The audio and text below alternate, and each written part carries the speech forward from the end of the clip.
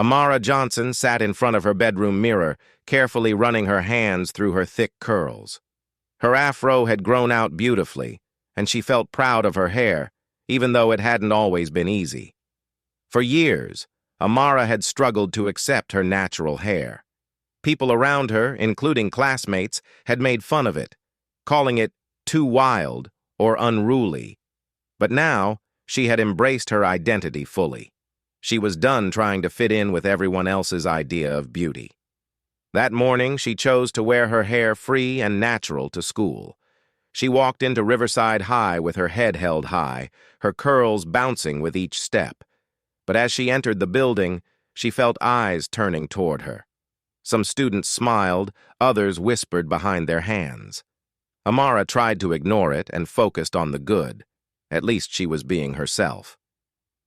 The day started off like any other. She attended her morning classes, listening to lectures and chatting with her friends between lessons. But things changed when she was summoned to the principal's office. The hallway felt strangely silent as she walked toward the office, her heart pounding in her chest.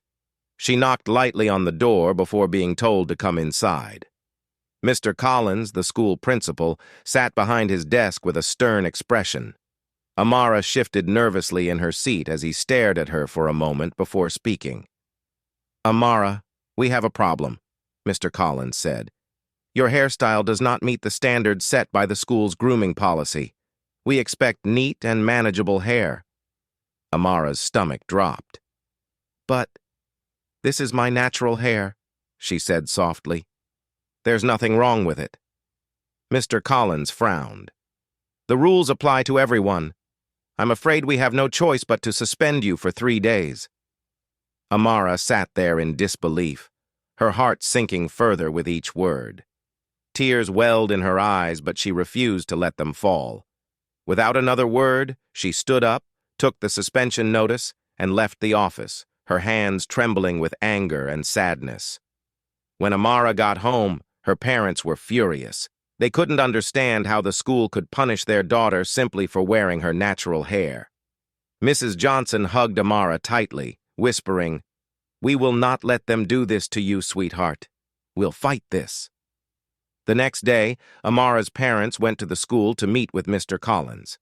They sat in his office, trying to remain calm, though frustration bubbled beneath the surface. "How can you suspend my daughter for something she cannot change?" Mrs. Johnson demanded.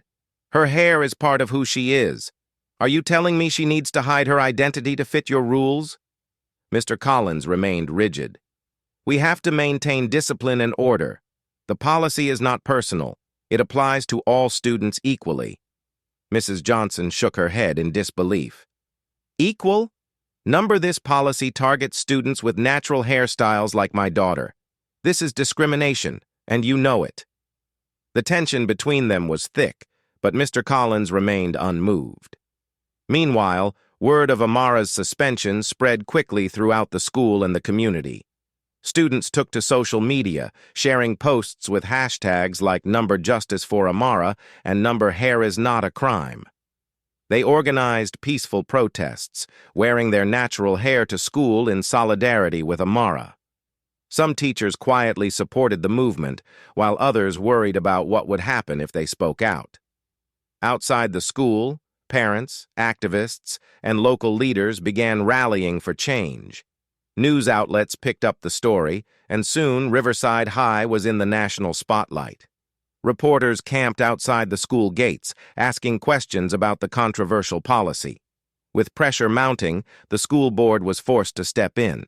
They announced an official investigation into the suspension and Mr. Collins's role in enforcing the grooming rules.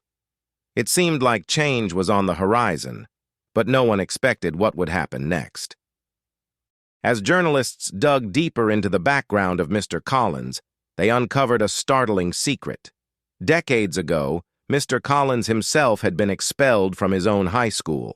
At that time, he had worn long dreadlocks as a way of expressing his culture and individuality.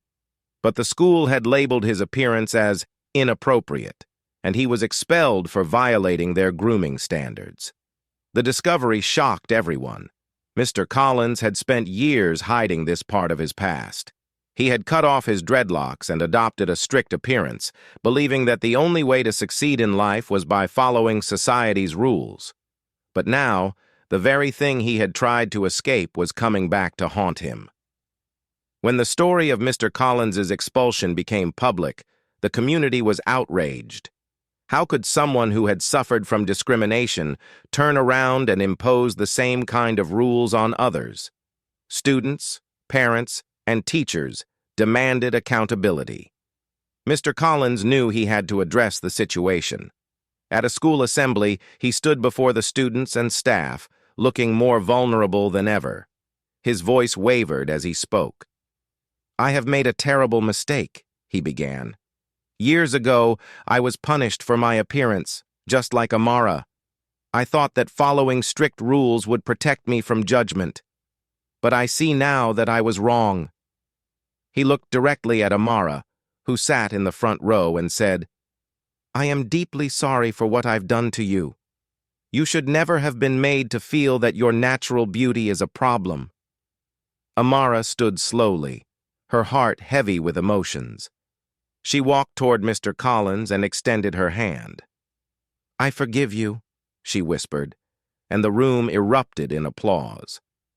In the weeks that followed, the school board made major changes to the grooming policy, ensuring that no student would ever be punished for expressing their identity.